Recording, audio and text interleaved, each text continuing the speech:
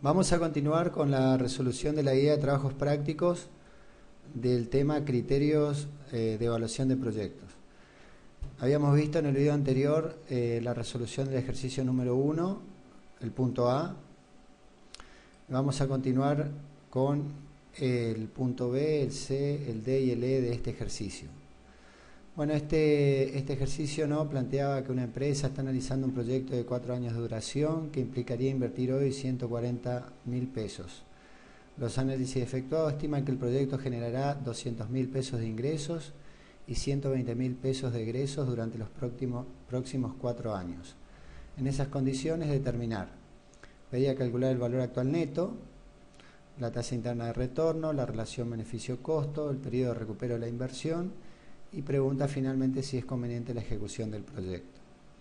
Habíamos visto el flujo de caja que está indicado aquí en el enunciado y el flujo de cajas neto.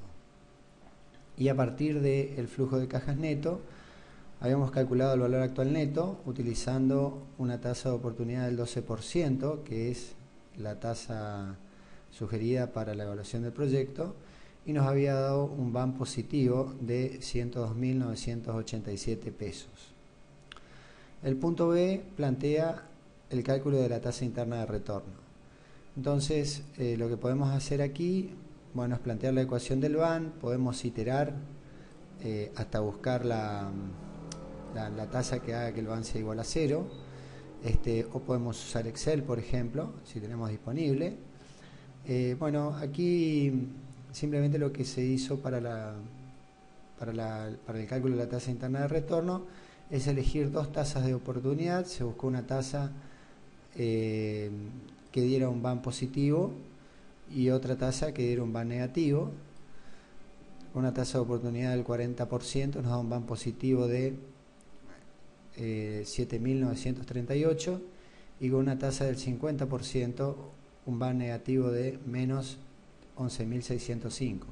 Recuerden que las tasas, si vamos a aplicar esta fórmula que vimos, tienen que estar cerca a la tasa interna de retorno, es decir, cerca donde el VAM cambia de signo, para que esta fórmula, que no es nada más que una interpolación lineal, dé un valor de tasa interna de retorno bastante parecido a lo que sería el valor exacto.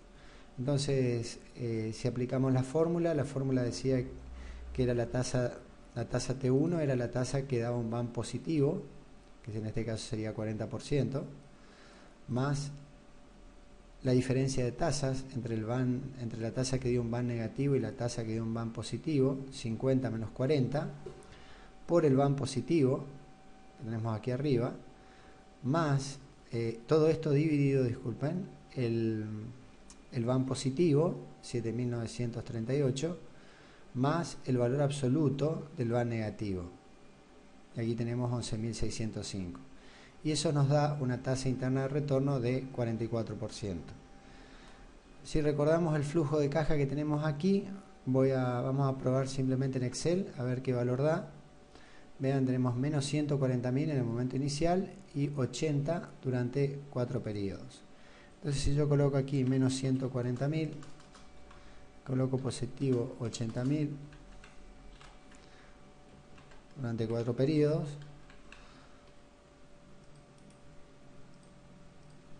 0, 1, 2, 3 y 4, y calculo la tasa interna de retorno de este flujo de caja usando la expresión de Excel, nos da justamente 44%. Obviamente el valor exacto sería 43,77. Entonces, podemos decir que esta tasa interna de retorno habiendo utilizado estas tasas de oportunidad, es bastante razonable. El punto C pide calcular la relación beneficio-costo. La relación beneficio-costo, si ustedes recuerdan de la teoría, era la sumatoria de los ingresos totales actualizados dividido la sumatoria de los egresos totales actualizados. Es decir, tenemos que ir a los ingresos totales y a los egresos totales. Si analizamos los ingresos totales, y vemos, tenemos que mirar este flujo de caja que tenemos aquí arriba, tenemos 200.000 pesos en cada año y los egresos totales 140.000 y 120.000 luego en forma constante. Entonces lo que tenemos que hacer en la parte superior de la fórmula es actualizar este flujo de ingresos totales. Obviamente a este monto lo tenemos que actualizar un periodo, a este 2 periodos, al tercero 3 periodos y al cuarto 4 periodos. Y es lo que está expresado aquí arriba. 200.000 dividido 1 más 0,12, más 200.000 dividido 1 más 0,12 al cuadrado, más 200.000 dividido 1 más 0,12 al cubo, más 200.000 dividido 1 más 0,12 a la cuarta. Y estos serían los ingresos totales, la sumatoria de los ingresos totales actualizados a la tasa de oportunidad. Y con respecto a los egresos totales, vean que el 140.000, que es el primer valor, ya está a valor presente, por lo tanto no es necesario actualizarlo. Y luego serían valores de 120.000 en cada uno de los periodos. Vean también que cuando hablamos de egresos totales, los egresos aquí se colocan en valores positivos, porque es una relación de ingresos y egresos. Entonces sería 140.000 más 120.000 dividido 1 más 0,12 y así sucesivamente hasta llegar al último periodo 120.000 dividido 1 más 0,12 elevado a la cuarta.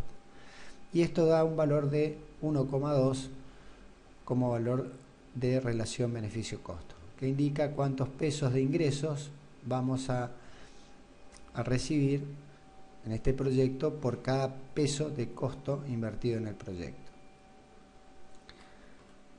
El tercer, el punto D pide determinar el periodo de recupero de la inversión. Y aquí habíamos visto en teoría que podíamos utilizar dos alternativas: considerar la tasa de oportunidad o no considerar la tasa de oportunidad. Entonces vamos a hacer el primer análisis sin considerar la tasa de oportunidad. Trabajamos siempre con el flujo de cajas neto, y bueno, y vamos acumulando, ¿no? En el momento cero tengo 140.000 negativo, luego le sumo 80.000 a este 140.000, me va a quedar 60.000 negativo también. Si le sumo 60.000 me va a quedar ya 20.000 positivo y así iré acumulando. Obviamente que el periodo donde por primera vez el flujo de cajas acumulado se vuelve positivo es el periodo de recupero de la inversión, que en este caso da aproximadamente 2 años. Ahora, si consideramos la tasa de oportunidad, lo que tenemos que hacer es calcular, actualizar estos valores al momento presente. Entonces, 140.000 negativos ya estaría actualizado. A estos 180.000 lo debería dividir por 1,12 y me daría este monto que tenemos aquí. A estos otros 80.000 lo tenemos que dividir por 1,12 elevado al cuadrado, porque son 2 periodos lo que tenemos que actualizar. A este otro valor de 80.000 lo tenemos que dividir por 1,012 elevado al cubo.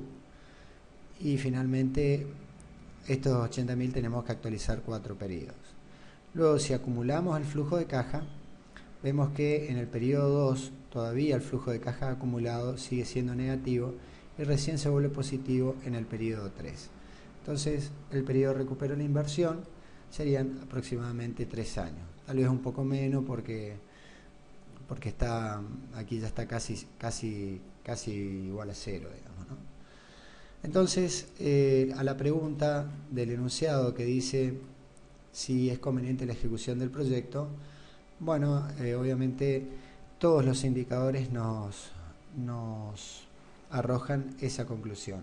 Un valor actual neto de 102.987 mayor que 0, una tasa interna de retorno del 44% mayor a la tasa de oportunidad del 12% y una relación beneficio-costo de 1,2 mayor a 1.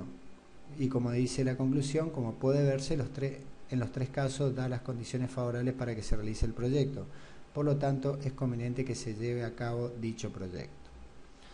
Entonces, de esta manera terminaríamos con lo que es el ejercicio número 1.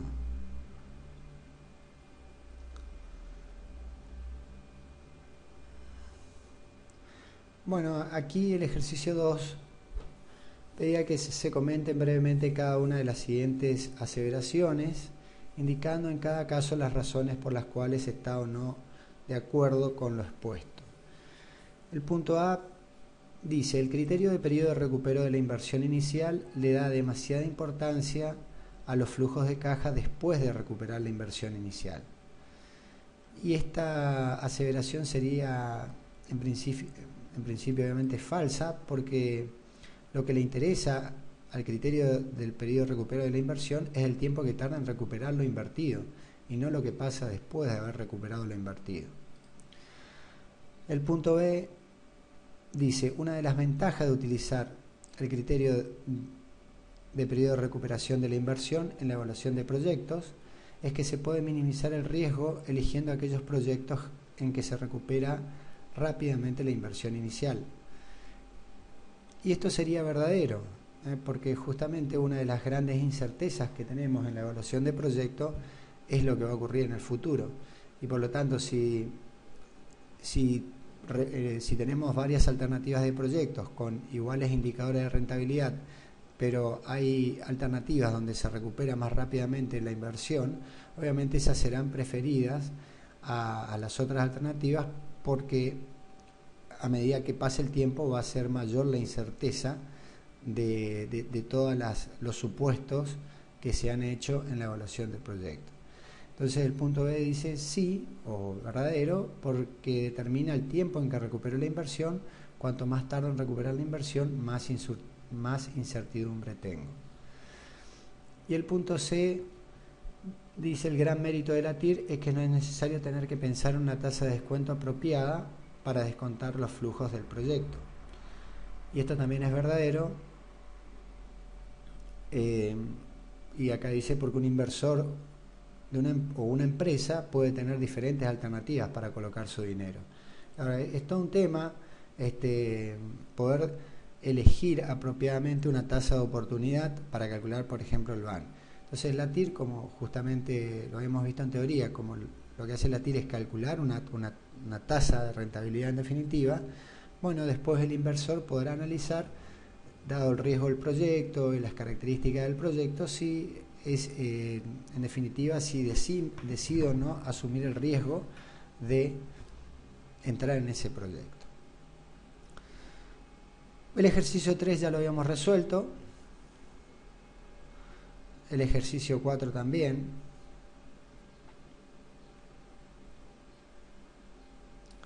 El ejercicio 5 dice: una empresa tiene en estudio dos proyectos A y B cuyas inversiones iniciales y beneficios netos se describen en el siguiente cuadro. Proyecto A: hay que invertir 30.000 pesos en el momento cero y luego se recupera como flujo de caja neto 20.000, o sea, descontado de ingresos totales menos egresos totales, y en el año 2 otros 20.000. Y el proyecto B: 10.000 de inversión, 7.500 positivo en el primer año y 7.500 positivo en el segundo año. Considerando que la empresa tiene la alternativa de invertir su dinero al 12% anual, determinar, utilizando el criterio del BAN y la TIR, qué proyectos realizar. Si en el punto A pregunta si fuera posible realizar ambos proyectos. Entonces, si fuera posible realizar ambos proyectos, simplemente tenemos que calcular el valor actual neto y la tasa interna de retorno. Si el BAN da positivo, en ambos casos será conveniente realizar el proyecto, y si la TIR da mayor a la tasa de oportunidad, también. Entonces, aquí tenemos la expresión del BAN para el proyecto A: menos 30.000 más 20.000 dividido 1 más 0,12, que es la tasa de oportunidad, más 20.000 dividido 1 más 0,12 al cuadrado, y nos da 3.801. Por lo tanto, es mayor que 0 y por lo tanto, según el BAN, sería conveniente el proyecto A. Para el proyecto B, tenemos un BAN de menos 1.000, más 7.500 dividido 1 más 0,12, más 7.500 dividido 1 más 0,12 al cuadrado, 2.675, y por lo tanto también sería conveniente el proyecto B. Una cosa importante, aquí no está indicado el subíndice del BAN. Esto siempre lo recomiendo que lo hagan, en este caso no lo hice, pero habría que colocar acá que este BAN fue calculado con el 12%. Y si calculamos la TIR de estos dos proyectos, Voy a colocar por aquí para ver si es así. 0, 1, 2. Menos 30.000 sería el proyecto A. 20.000 y 20.000. Y menos 10.000. Proyecto B, 7.500 y 7.500. Entonces, me estoy auxiliando simplemente con Excel para calcular más rápido. Proyecto A y proyecto B. Y tengo la tasa interna de retorno.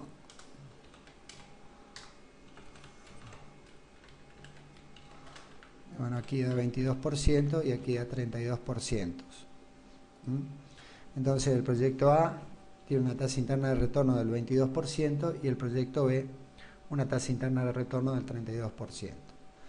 Entonces, si fuera posible realizar ambos proyectos, podríamos hacer los dos proyectos, porque en los dos casos el VAN me da positivo y la TIR me da mayor a la tasa de oportunidad.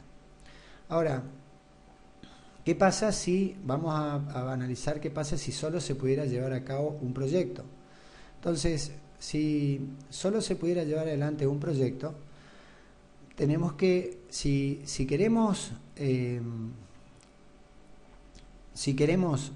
que tanto el VAN como la TIR nos dé la misma conclusión, tenemos que hacer el análisis incremental. Si no, habría que elegir directamente el proyecto A, que es el que mayor VAN tiene. Eso también ya lo habíamos visto en la teoría. Entonces vamos a analizar el flujo de caja incremental. Tenemos el proyecto A con un flujo de caja de 30.000 negativo, 20.000 y 20.000, y el proyecto B menos 10.000, 7.500 y 7.500. Una TIR de 22, 32 y un VAN de 3.801 y 2.675. Vamos a hacer el flujo de caja incremental A menos B. A menos B significa que hago A y no hago B. Entonces, el flujo de caja del proyecto B se vuelve un costo de oportunidad para el proyecto A. Entonces, al hacer menos 30.000 menos 10.000, nos queda menos 20.000. Es decir, para hacer A hay que invertir 20.000 pesos más. Si hago 20.000 menos 7.500, nos queda 12.500. Es decir, si hago A y no hago B, voy a obtener 12.500 pesos más, tanto en el año 1 como en el año 2. Y en esas condiciones, el VAN de este flujo de caja va a ser directamente la diferencia de estos dos valores y nos va a dar un valor positivo. Y aquí nos estaría diciendo, según el VAN, que sería conveniente hacer el proyecto A y no el B. Ahora, ¿qué pasa con la TIR? Bueno, yo voy a hacer acá la diferencia del flujo de caja. Voy a calcular la TIR de este flujo de caja y nos da un 16% como indica este cuadro. Entonces, según la TIR, también sería conveniente hacer A y no B porque la tasa interna de retorno me da mayor al 12%, que es la tasa de oportunidad. Entonces, aquí muchas veces se puede plantear la disyuntiva de decir, bueno, pero porque muchas veces los alumnos en clase me han preguntado, si hago B solo invierto 10.000 pesos y si hago A estoy invirtiendo 30.000 pesos. Bueno, yo quiero aclarar esto para que no existan dudas. Es decir, lo que está planteando este ejercicio es que solo se puede llevar adelante un proyecto, no el proyecto A o el proyecto A o el proyecto B. Si hago A, invierto 30.000 pesos y obtengo este flujo de caja y obtengo este VAN, 3.801.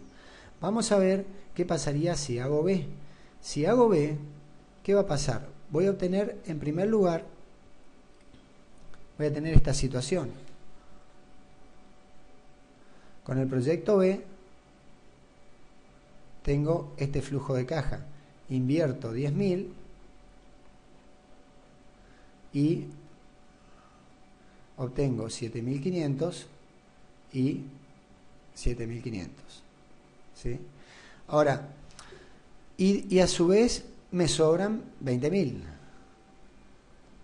Entonces, vamos a hacer el cálculo para hacer un análisis de cuánto sería el valor futuro, cuánto dinero tendría acumulado en este momento de tiempo si hiciera el proyecto B. Si hago el proyecto Si hago el proyecto B, voy a tener acumulado estos 7.500 pesos. El valor futuro de B sería 7.500 pesos más el valor futuro de este valor, que una vez que lo saco del proyecto lo puedo invertir al 12%, o sea, sería 7.500 por 1,12, pero a su vez nos sobraron 20.000 pesos. Y estos 20.000 pesos también los podemos invertir al 12% durante 2 periodos. Entonces yo tendría que sumar aquí 20.000 por 1,12 elevado al cuadrado. Y esto nos va a dar el valor futuro del proyecto B. Lo voy a calcular en Excel. Sería 7.500 más 7.500 por 1,12 más 20.000 por 1,12 elevado al cuadrado. Y esto nos da un valor de 40.988. 40.988. Ahora, ¿qué pasa si hago el proyecto A? Si hago el proyecto A, yo tengo otro flujo de caja, menos 30.000, 20.000 y 20.000. Entonces, ¿cuál va a ser el valor futuro? ¿Cuánto dinero voy a tener acumulado si hago A? Para el proyecto A, el valor futuro de A va a ser igual a estos 20.000, que ya los tengo en este momento de tiempo, y cuando retiro estos 20.000 del proyecto también los puedo invertir al 12% durante un periodo, o sea, sería más 20.000 por 1,12. Y esto nos va a dar un valor de 20.000 más 20.000 por 1,12 y nos da 42.400.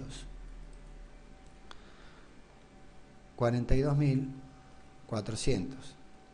Entonces, si yo comparo el valor futuro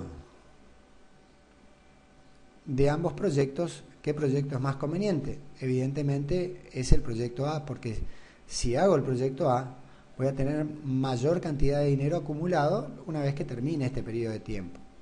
¿Cuánto dinero más voy a tener acumulado? La diferencia entre este valor y este valor. Y esa diferencia sería esto menos esto, 1.412. La diferencia sería 1.412. Pero esto está a valores del año 2. ¿Cuánto sería esto en valor presente? Tendría que dividirlo, traer los dos periodos, dividirlo por 1,12. Esto dividido 1,12 elevado al cuadrado. Y nos da 1.126.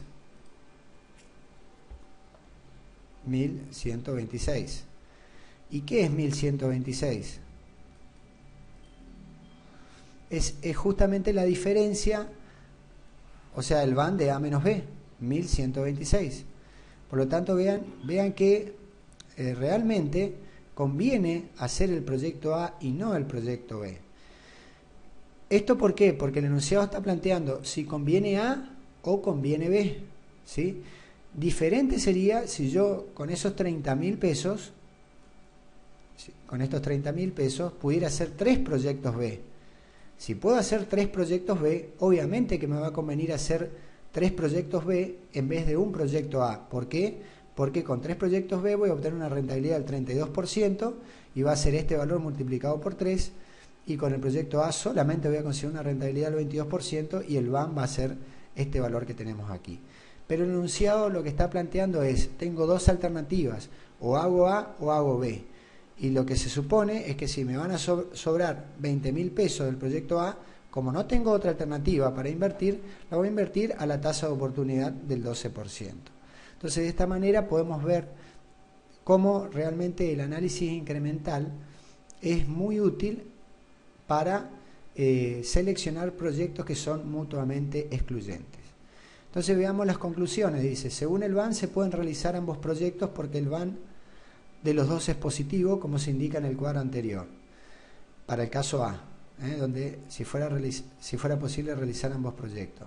Y en el caso B, donde solo se puede llevar adelante un proyecto, se llevará a cabo el proyecto A debido a que el VAN es mayor que el proyecto B. Y bueno, obviamente según la TIR también sería posible realizar ambos proyectos en el caso A, y del análisis incremental para el caso B se obtiene una TIR del 16% y como la misma es superior a 12, conviene A y no B.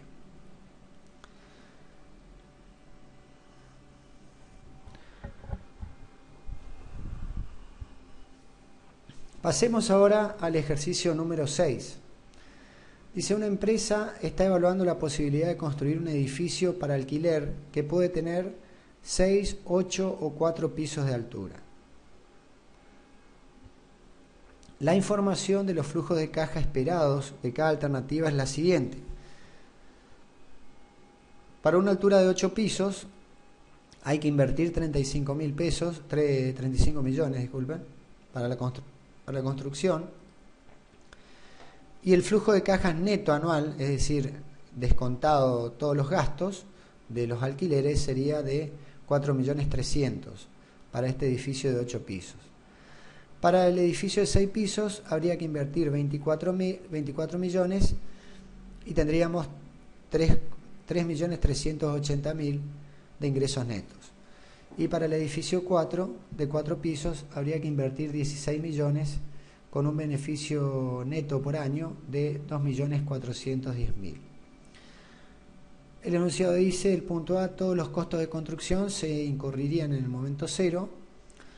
Los flujos netos de caja son el resultado de todos los ingresos de caja menos todos los egresos de caja esperados de la operación del negocio.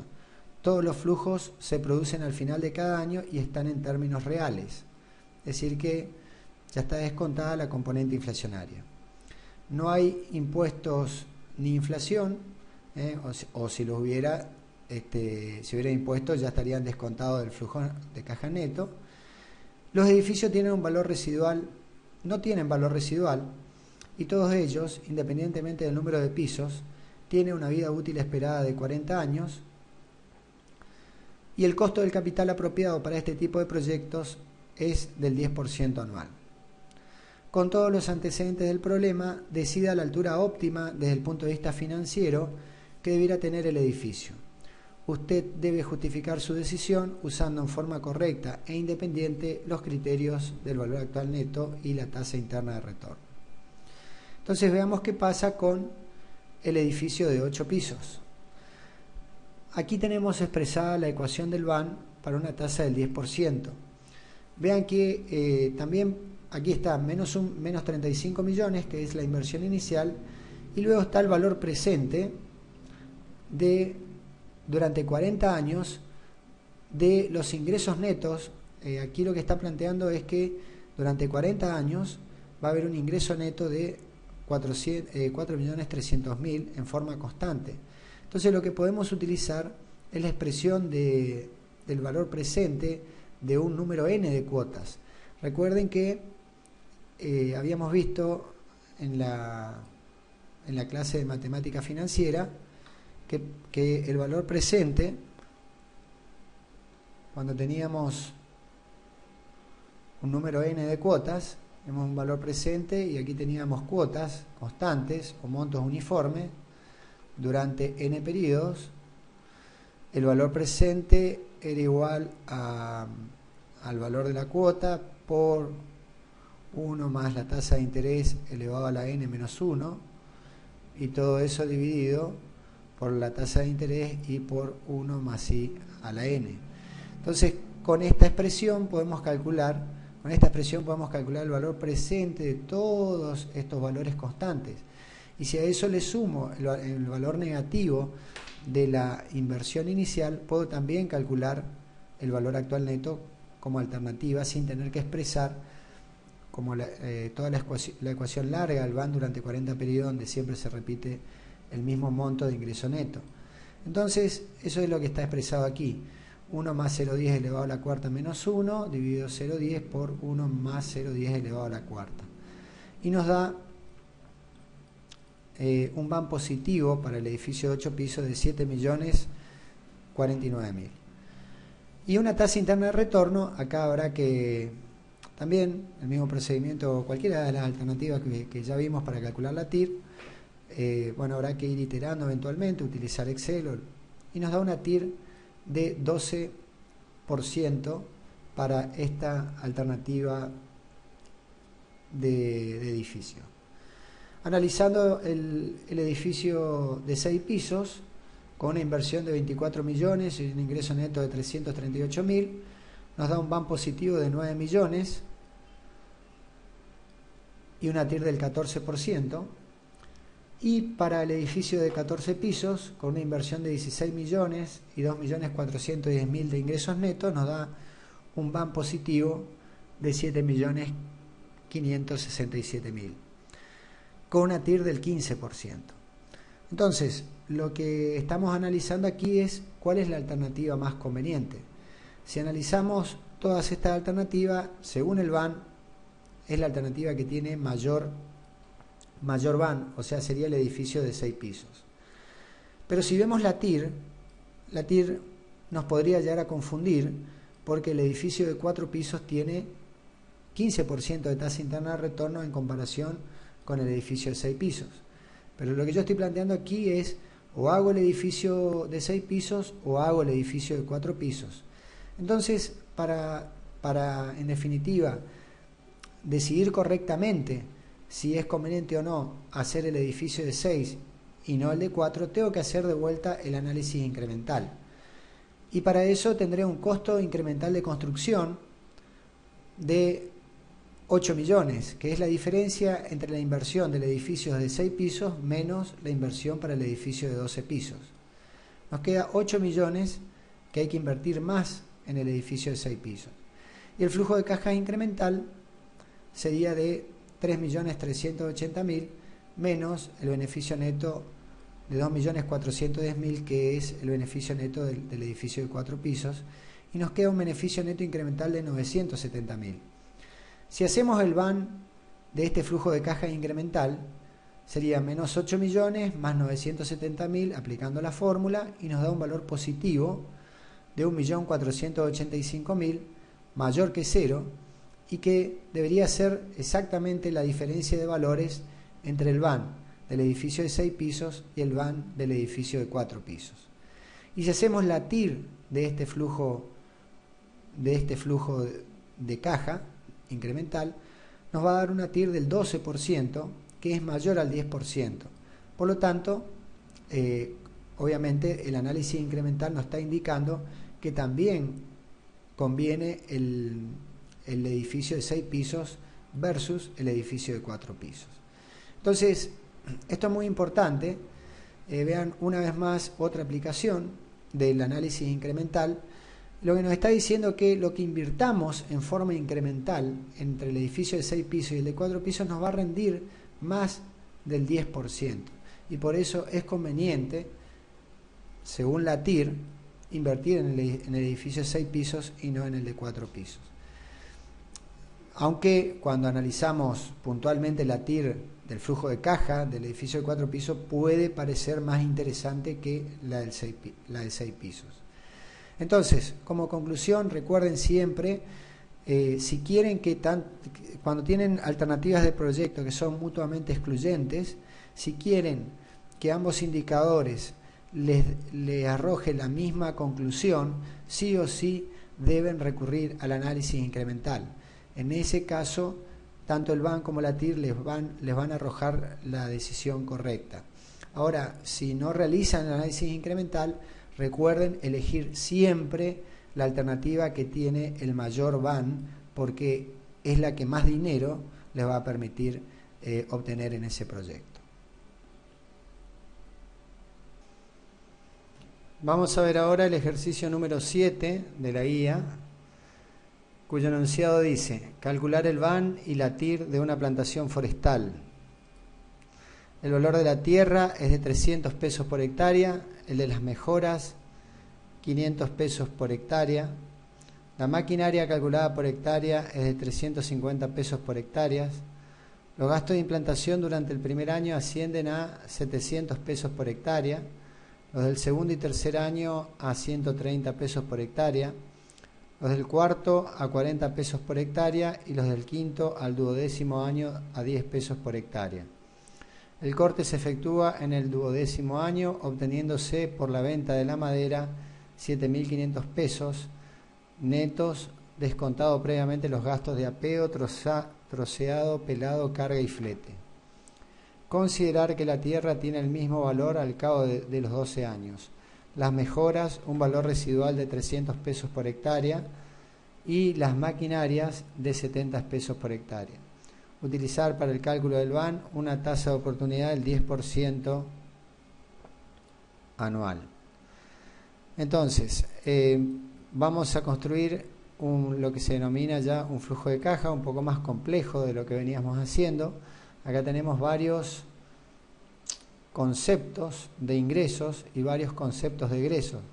Entonces, para eso es conveniente ya armar, en vez de armar una barra cronológica de tiempo como hacíamos anteriormente, lo más conveniente es trabajar con una planilla y a partir de esa planilla luego sumar todos los ingresos, tener los ingresos totales, todos los egresos, sumar los egresos totales y finalmente determinar el flujo de caja.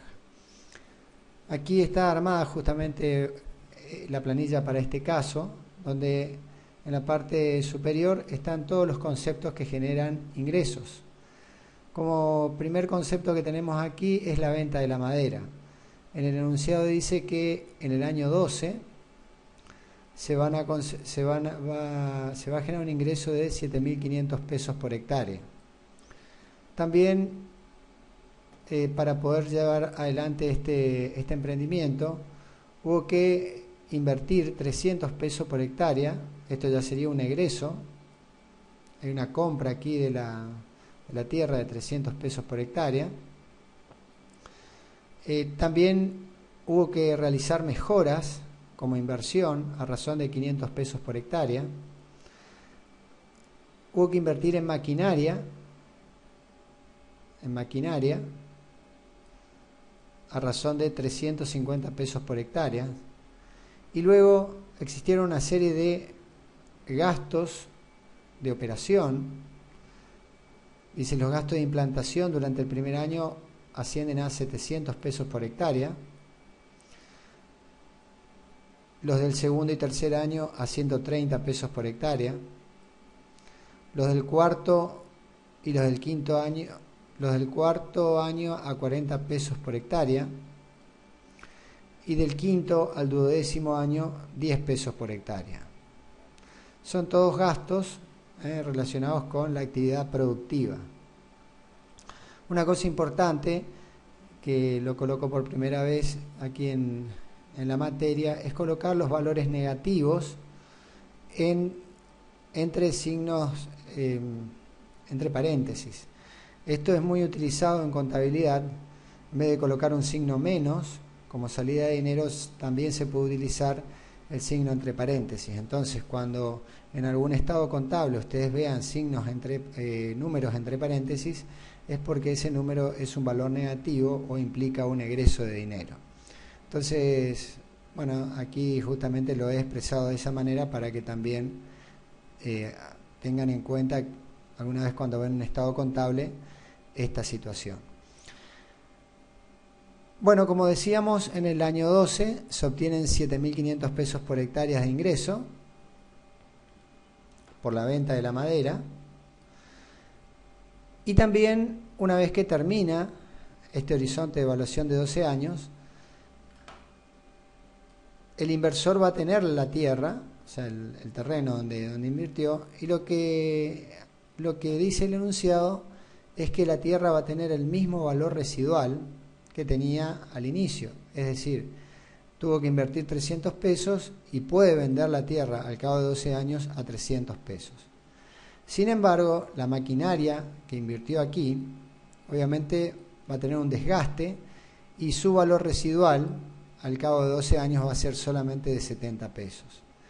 Y las mejoras, bueno, acá estaba la maquinaria, ¿no? 350, que van a poder recuperar 70. Y las mejoras que se habían invertido 500 pesos por hectárea solo van a tener un valor residual de 300 pesos por hectárea. Entonces estos valores residuales, si nosotros hacemos un corte acá del proyecto, lo que estamos suponiendo es que el inversor compró el terreno, hizo las mejoras, compró las maquinarias, llevó adelante el proyecto y luego en este momento vende la madera, vende el terreno, vende la maquinaria y obviamente el terreno con las mejoras va a tener también un valor incremental que no va a ser del mismo valor de lo que le costó porque obviamente las mejoras se van deteriorando. Entonces, por un lado, aquí arriba tenemos todos los ingresos y por otro lado, aquí tenemos todos los egresos. Importante, aquí aparece nuevo siempre el concepto de valor residual. Siempre en el último periodo del horizonte de evaluación, normalmente es necesario analizar cuáles fueron las inversiones que se realizaron o los activos que se compraron y analizar si esos tienen un valor residual.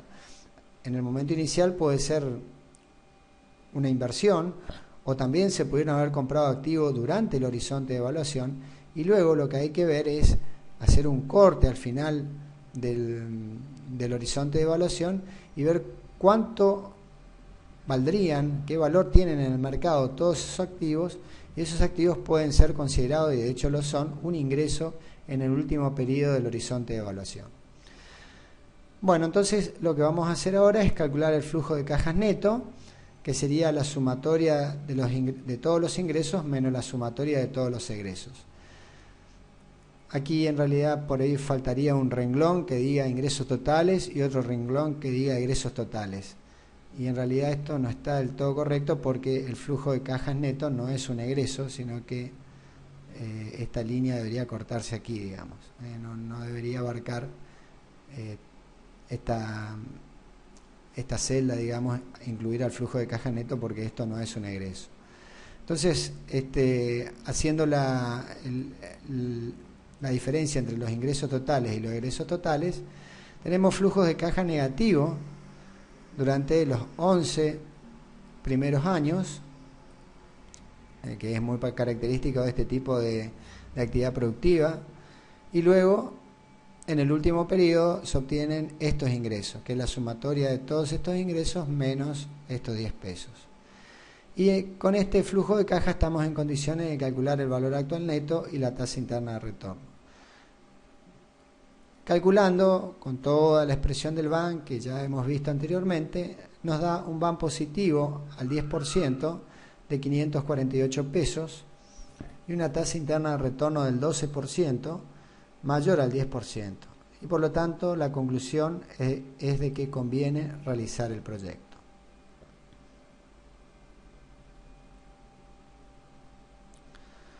Veamos ahora el ejercicio número 8.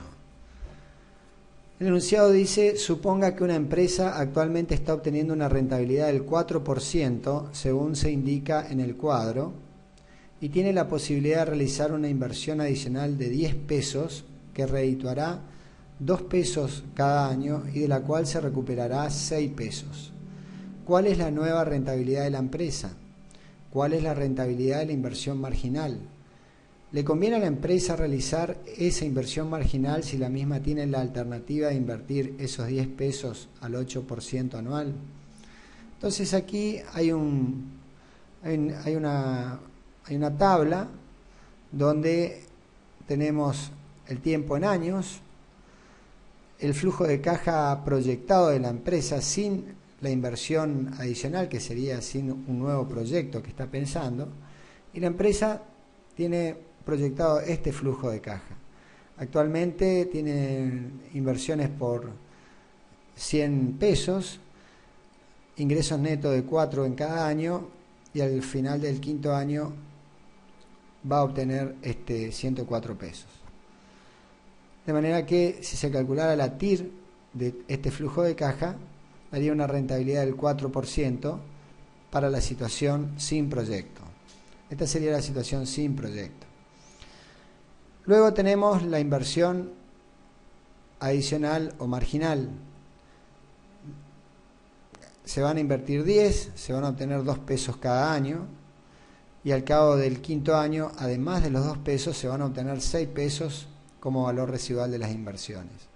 Calculando la tasa interna de retorno, nos da 14%. Y con inversión marginal, sería la suma de este valor más este valor de estas dos columnas, nos da menos 110, 6, 6, 6, 6, 112, y nos da una rentabilidad, una TIR de ese flujo de caja de 4,8%. Entonces, en la situación con proyecto, la rentabilidad general de la empresa es de 4,8%. La rentabilidad de la inversión es del 14%.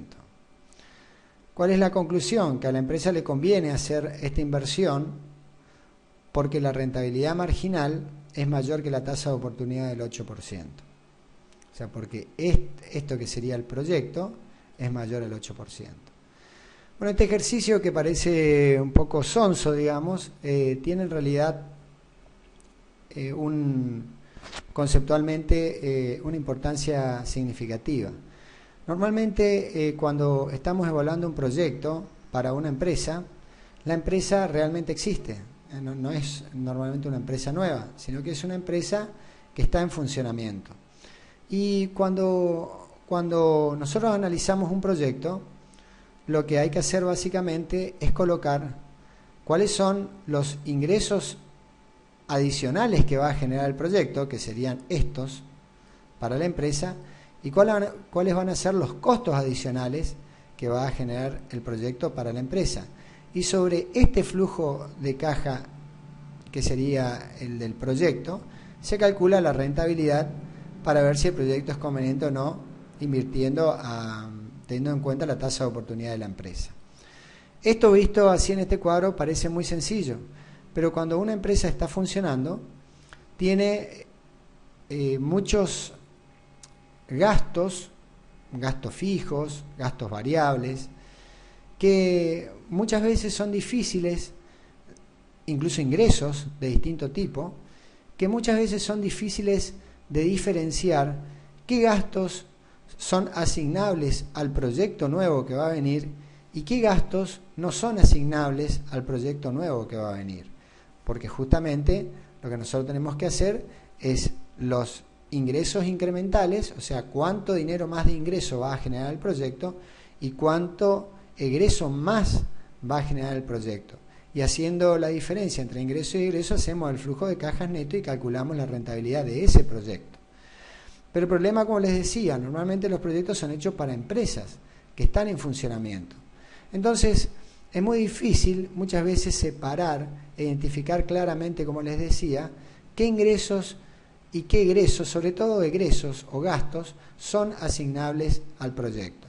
Entonces, por eso, siempre lo más conveniente es hacer un flujo de caja de lo que se llama la situación sin proyecto. Entonces, normalmente cuando se evalúa un proyecto se analiza la situación sin proyecto. Análisis de la situación sin proyecto. Y en este análisis de la situación sin proyecto, lo que se hace es proyectar el flujo de caja de la empresa durante el horizonte de evaluación del proyecto que estamos analizando. Entonces lo que tenemos es un flujo de caja sin proyecto. Y para eso tendremos que pensar cómo va a evolucionar la empresa durante el horizonte de evaluación del proyecto. Vamos a suponer que estamos analizando un proyecto de 5 años. Durante los próximos 5 años, ¿cuáles van a ser los ingresos de la empresa y los egresos de la empresa si no estuviera el proyecto, pero durante esos 5 años? O sea, hagamos de cuenta que no existe el proyecto, que la empresa va a seguir funcionando de la misma manera en que lo está haciendo actualmente, y van a haber obviamente ingresos y egresos proyectados. Luego, de aquí, podemos hacer la diferencia entre ingresos y egresos y tenemos el flujo de caja sin proyecto. Luego lo que se hace es hacer el análisis de la situación con proyecto. Entonces lo que se hace es pensar ¿cuál sería el flujo de cajas total? Flujo de caja total de la empresa con el proyecto incorporado. Y bueno, ahí habrá que pensar qué ingresos va a tener la empresa, los ingresos totales, ya con el proyecto incorporado dentro del funcionamiento de la empresa, y cuáles van a ser los egresos que va a generar el proyecto, que va a generar el proyecto, cuáles van a ser los egresos totales de la empresa con el proyecto funcionando dentro de la empresa. Y este es el flujo de caja con proyecto. Entonces, luego lo que se hace para calcular la rentabilidad realmente del proyecto es hacer el flujo de caja incremental entre la situación con proyecto menos la situación sin proyecto. Entonces lo que se hace es, a este flujo de cajas con proyecto se le resta el flujo de cajas sin proyecto. Y tenemos el flujo de cajas incremental. Y sobre este flujo de caja incremental se calcula el valor actual neto y la tasa interna de retorno o la relación beneficio-costo.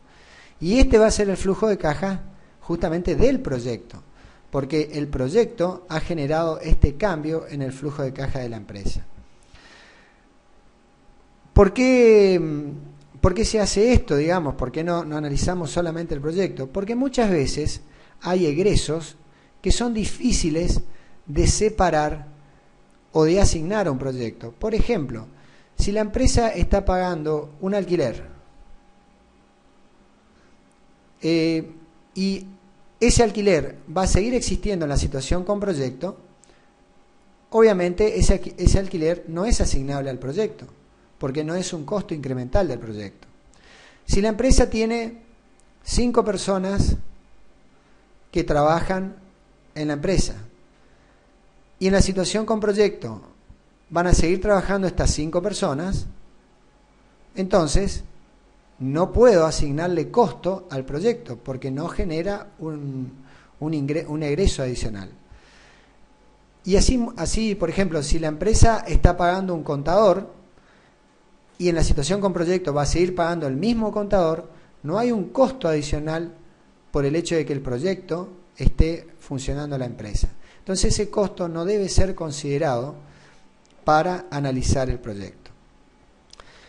Y bueno, esto que parece muy simple, cuando uno analiza realmente una empresa, hay una lista larga de egresos mes a mes y habrá que pensar cuál va a ser la lista larga de egresos que va a haber en la situación con proyecto.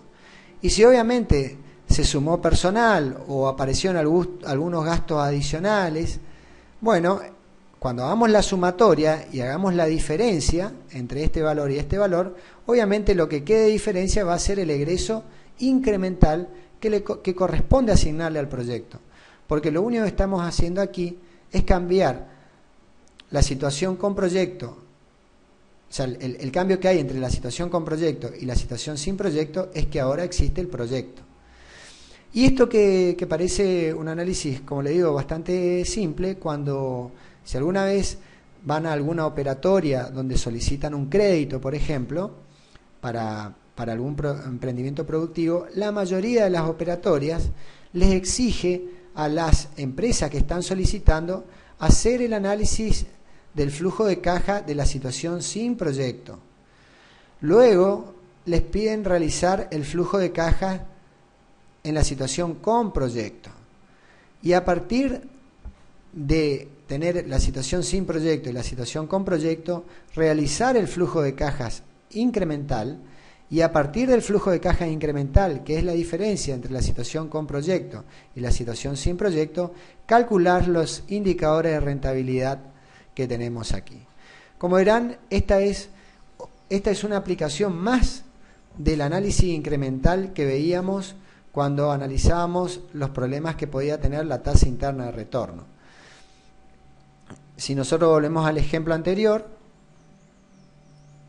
si nosotros analizamos la rentabilidad, la nueva rentabilidad de la empresa nos da 4,8%. Y este 4,8%, que es una TIR, es menor al 8%. Pero eso no quiere decir que a la empresa no le conviene realizar el proyecto, porque el proyecto le va a generar una rentabilidad del 14% mayor al 8%. Y obviamente es bueno el proyecto porque le mejora la rentabilidad que tenía antes la empresa. La empresa antes tenía una rentabilidad del 4% y ahora aumenta a un 4,8%. Entonces, esto es muy importante. Vean, como les decía, el análisis incremental que veíamos acá. Recuerdan cuando veíamos en la teoría que teníamos un proyecto A y un proyecto B, y la pregunta es, o hago A o hago B, no puedo hacer las dos cosas. ¿Y cómo hago para obtener realmente los indicadores correctos? Por ejemplo, la TIR, haciendo, por ejemplo, A menos B. Si hago A y no hago B, significa que B se vuelve un costo de oportunidad para el proyecto A. Lo mismo estamos haciendo acá. A sería la situación con proyecto, B sería la situación sin proyecto. ¿Hago A o hago B? Es decir, ¿sigo en la situación sin proyecto o hago el proyecto? Bueno, si quiero calcular realmente la rentabilidad en términos de tasa interna de retorno, tengo que hacer A menos B, porque la situación sin proyecto se va a volver un costo de oportunidad para la situación con proyecto. Como les digo, este análisis es muy importante. Van a ver muchas veces en evaluación de proyectos que se les pide analizar la situación sin proyecto, se les pide analizar la situación con proyecto y luego se les pide realizar el flujo de caja incremental para calcular correctamente así los indicadores de rentabilidad.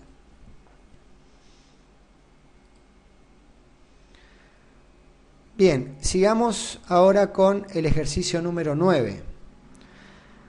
Dice, suponga que un proyecto requiera una inversión de 100 pesos y que mediante él se obtenga un ingreso neto de 20 pesos durante 5 años y se recuperen 60 al cabo de ese periodo.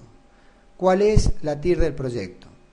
Si este proyecto puede obtener una financiación de 60 pesos en el primer año y acuerda con el banco pagarle año a año los intereses del mismo a un 10%, es decir, 6 pesos cada año, y al cabo de los 5 años, además, los 60 pesos.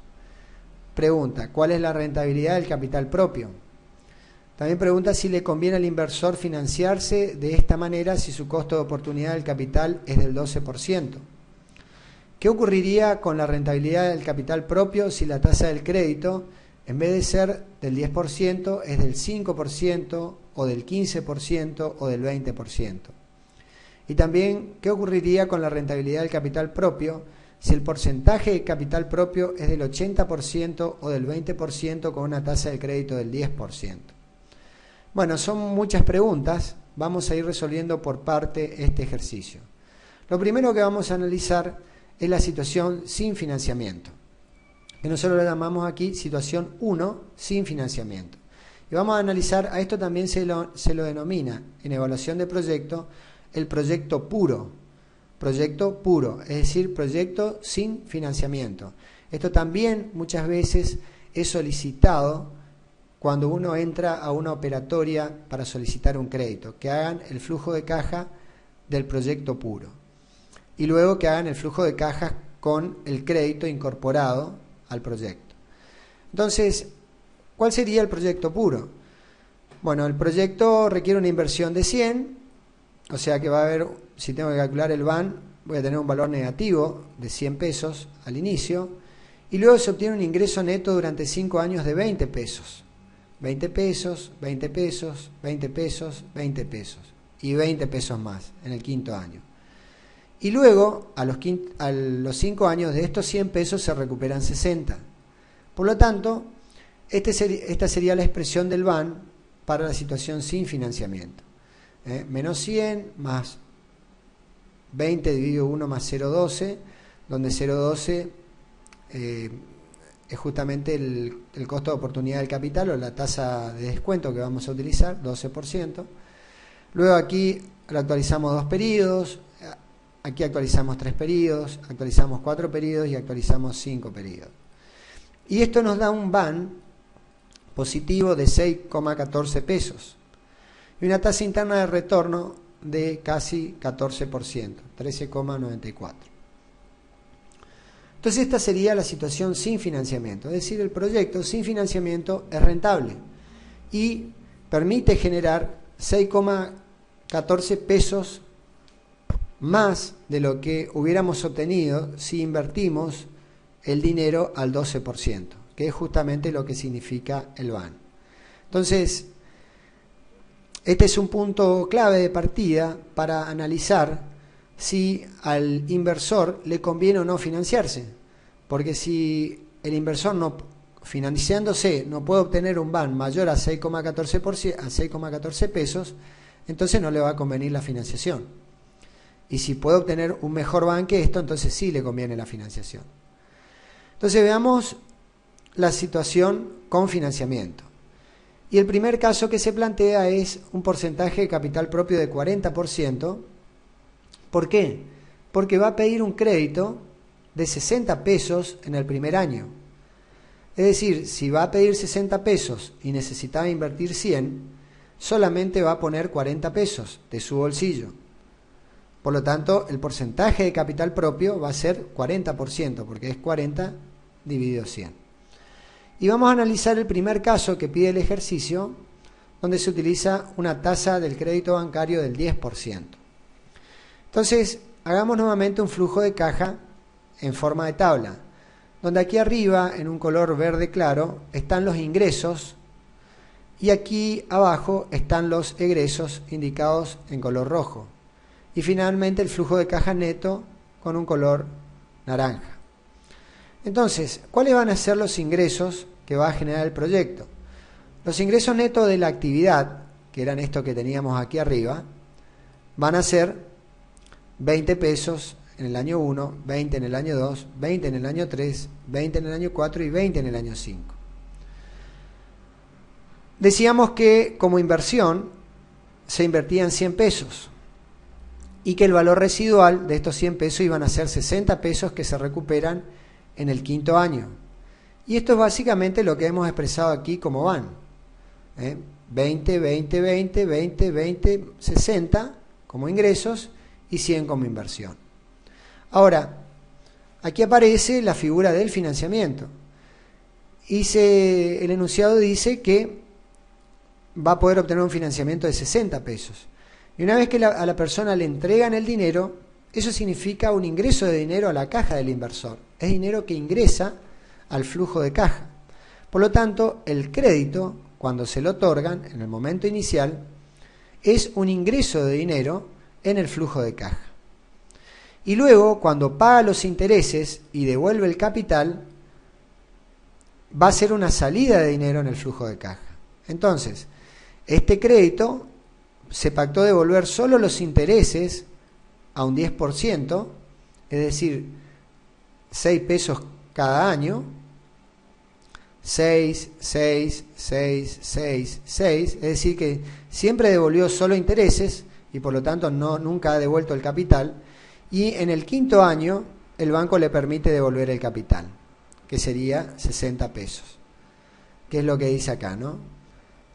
Acuerda con el banco pagarle año a año los intereses del mismo, 6% cada año, y al cabo de los 5 años, además, los 60 pesos.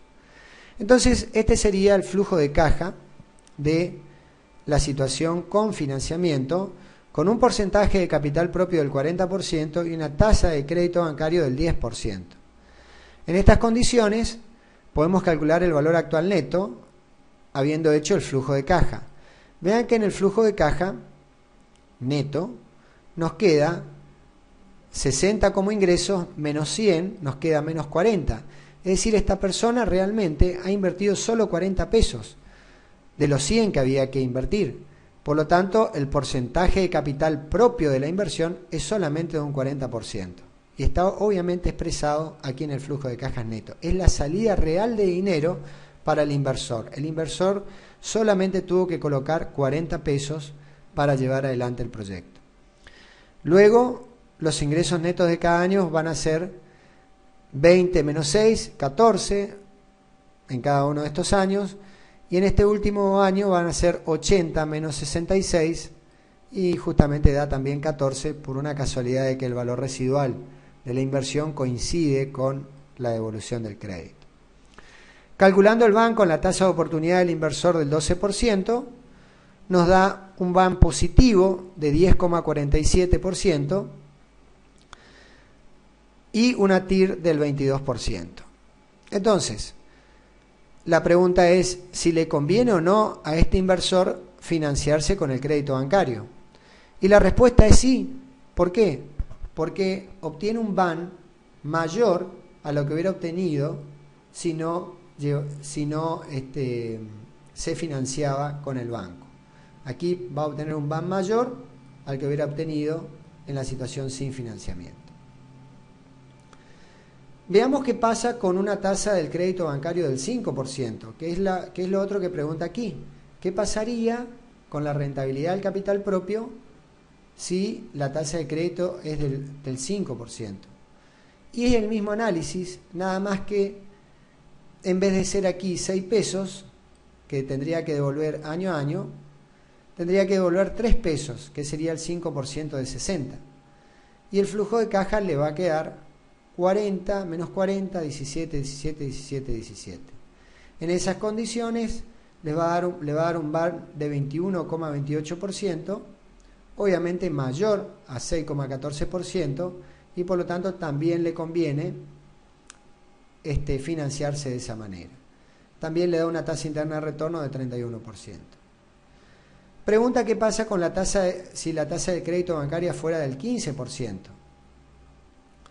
En esa situación, en vez de devolver 6 pesos de intereses, va a devolver 9 pesos de intereses en cada año. Y el flujo de caja neto le va a quedar de esta manera. De manera que calculando el BAN, nos da un BAN negativo en este caso, y por lo tanto, si la tasa de crédito fuera del 15%, no sería conveniente para el inversor llevar adelante financiarse. ¿Por qué? Porque obtendría un BAN menor que en la situación sin financiamiento. Y si nos vamos con una tasa de crédito del 20%,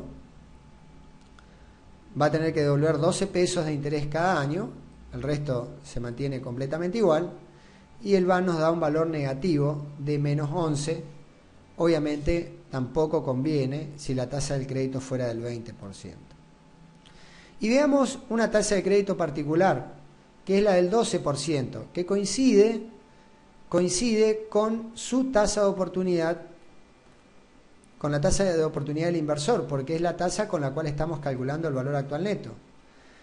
Y en esa situación, con un 12%, que no pide el enunciado hacer este análisis, pero yo lo he realizado aquí, vean que tiene que devolver 7,2 pesos de interés cada año, que sería el 12% de 60, y nos queda este flujo de cajas neto, y nos da un BAN de 6,14 pesos, exactamente el mismo valor que nos daba en la situación sin financiamiento.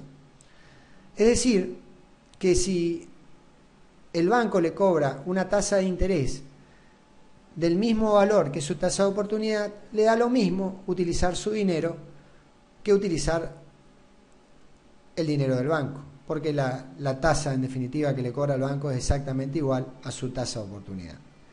Entonces, haciendo un resumen aquí de los valores que habíamos obtenido, para un porcentaje de capital propio del 40%, esto es para un porcentaje de capital propio del 40%, vean que en el primer caso habíamos obtenido 10,47, con un 10%, con 5% 21,28, con 15% menos 0,35, con 20% menos 11 y con 12% 6,14. Entonces eso es lo que he resumido aquí. Con un 5% el BAN de 21,28, 10% 10,47, 15% menos 0,35, 20% menos 11, con 12% 6,14 y sin crédito, que sería sin financiamiento, 6,14. ¿Qué conclusión podemos sacar de esto? Que si la tasa del crédito es inferior a la tasa de oportunidad del inversor, si estamos por acá, conviene financiarse con el crédito. De lo contrario, conviene utilizar el capital propio. Esto parece una cosa obvia. Si yo vamos a suponer que tengo colocado dinero en plazo fijo y me están dando un 12% en plazo fijo, tengo dinero y tengo que hacer un proyecto y el banco me da una financiación al 5%, obviamente no me conviene utilizar mi dinero, me conviene utilizar el dinero del banco. Ahora, si el banco me va a pedir un interés del 20%, no me conviene utilizar el dinero en el banco.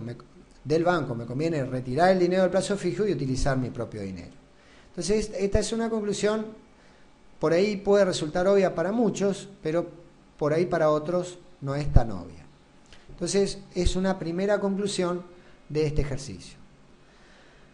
También el ejercicio pedía calcular qué pasa con el porcentaje de capital propio, usando la tasa de crédito de 10% para comparar, que era la situación original. Nosotros en esta situación original de financiamiento habíamos propuesto una tasa de capital, un porcentaje de capital propio del 40% y una tasa de crédito bancario del 10%, y nos había dado un BAN positivo de 10,47, o sea que con la tasa de crédito de 10% convenía financiarse con el banco, dado que esta tasa es menor a la tasa de oportunidad. Ahora veamos qué pasa si en vez de que el capital propio sea el 40%, vamos a plantear dos situaciones distintas, un 80% en un caso y un 20% en el otro con la misma tasa del crédito. Entonces, aquí primero está planteada la situación con un porcentaje de capital propio del 80% y la tasa de crédito bancario del 10%. Entonces los ingresos netos no cambian en términos de los ingresos netos de la actividad, son 20 pesos en cada año. La inversión tampoco cambia, era de 100 y se recuperaba un valor residual de 60, pero el crédito que nos van a dar es solamente de 20 pesos. ¿Por qué? Porque vamos a tener que invertir 80, que va a ser el 80% de capital propio con respecto a estos 100. Si la tasa del crédito bancario es del 10%, año a año vamos a tener que devolver 2 pesos. Y al final vamos a tener que devolver los 20 pesos que hemos pedido del crédito. De manera que se nos va a generar este flujo de caja, menos 80, 18, 18, 18, y acá nos queda 58, que sería la diferencia entre 80 menos 22. Y nos da un BAN positivo de 7,58, que es mayor a la situación sin financiamiento o sin crédito, que era de 6,14. Por lo tanto, si el porcentaje de capital propio es del 80% y la tasa del crédito bancario es del 10%, obviamente va a convenir financiarse. No vamos a tener un BAN tan bueno, pero conviene porque la tasa del crédito bancario es menor al 10%. Y finalmente veamos qué pasa si el porcentaje de capital propio es del 20% solamente. De manera que en vez de pedir un crédito, nos van a dar un crédito de 80 para que solamente tengamos que invertir 20 pesos, que sobre los 100 va a representar un 20% de capital propio. Entonces tenemos los ingresos netos de la actividad que no cambian, el valor residual de los 100 pesos tampoco. Pedimos un crédito de 80 y vamos a tener que devolver 8 pesos de interés cada año y en el último periodo 80 pesos. Y nos va a quedar este flujo de caja neto, donde tenemos un valor negativo de 20, 12 positivo en cada año y en el último año vamos a tener que también un flujo de caja negativo de menos 8 porque vamos a tener que devolver 88 y solamente vamos a tener 80 de ingresos. Pero haciendo el valor actual neto de este flujo de caja, nos da un BAN positivo de 11 pesos, que obviamente es mejor que la situación sin financiamiento de 6,14. Entonces, haciendo un resumen de cómo influye el porcentaje de capital propio, teníamos que, si el porcentaje de capital propio era del 40%, teníamos un BAN de 10,47. Si el porcentaje de capital propio era de 80, un BAN de 7,58. Y si es del 20, de 11,91. Y obviamente la conclusión aquí también creo que es bastante obvia, y es que si la tasa del crédito es inferior a la tasa de oportunidad del inversor, conviene utilizar la menor cantidad de capital propio, a tal punto que tal vez nos convendría pedir 100% de crédito, y así no hubiéramos colocado nunca dinero en este negocio y tendríamos una rentabilidad que tal vez nos dé un valor muy alto o cercano a infinito. Entonces, bueno, esta es un poco la conclusión de este ejercicio.